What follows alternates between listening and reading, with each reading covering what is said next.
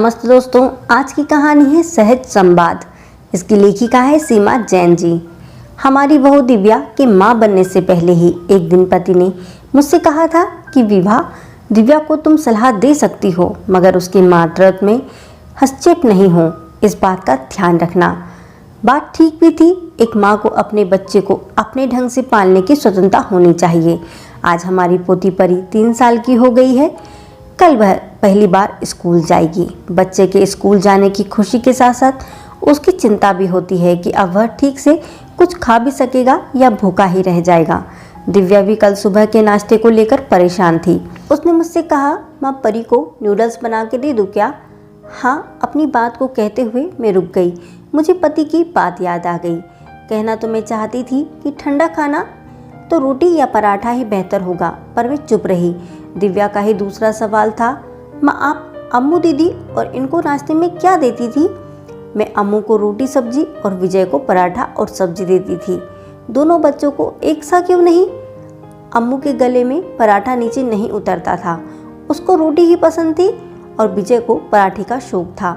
माँ बच्चों के नखरे जितने उठाएं उतने ही कम हैं, दिव्या ने कहा। नहीं, मैं ऐसा नहीं सोचती बहू। हर बच्चे की अपनी पसंद होती है, उसे अच्छा और घर का खाना बना दिया जाए, बस इसी बात को ध्यान में रखना होता है। मैं तो इन दोनों के लिए अलग अलग सब्जी भी बनाती थी, अम्मू को टमाटर वाली सब्जी और विजय को प्याज वाली, और वही मैं इनको घर में खिलाकर भी भेजती थी। इतनी सुबह बच्चे कैसे खाते होंगे? क्यों नहीं खा सकते हैं? बढ़ते बच्चे हैं, 1 घंटा तो स्कूल पहुंचने में लग जाता है और 3 घंटे बाद ब्रेक। बच्चा इतना लंबा समय तक दूध पर क्यों रहे? हम जैसा बच्चे को ढालते हैं वो वैसा ही हो जाता है। तभी अम्मू दीदी और ये घर का खाना बहुत ज़्यादा पसंद करते हैं, कोल्ड ड्रिंक तक नहीं पीते हैं। माँ आपने तो मुझे कंफ्यूज कर दिया। मुझे परी के लिए क्या बनाना है अब उससे ही पूछना होगा, पर मैं आलस नहीं कर सकती हूँ, यह ज़रूर समझ में आ गया। दिव्या तुम चिंता मत करो, मैं भी सहायता कर दूँगी। अरे नहीं, आप पापा के साथ वॉक पर जाना, मैं देख लूँगी।